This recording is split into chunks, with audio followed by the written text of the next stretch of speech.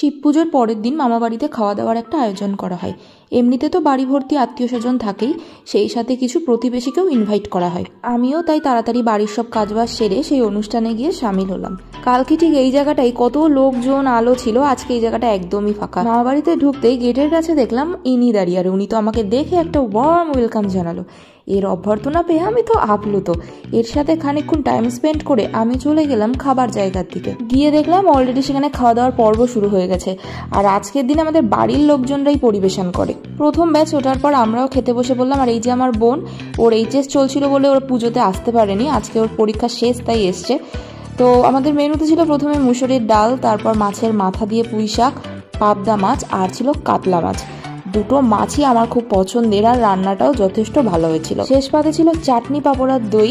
খাওয়া দাওয়া শেষ করে রেস্ট নিয়ে আমরা বিকেলে গিয়েছিলাম সবাই মিলে ক্যাফেতে। তার ভিডিও আসছে নেক্সট পার্টে খুব তাড়াতাড়ি।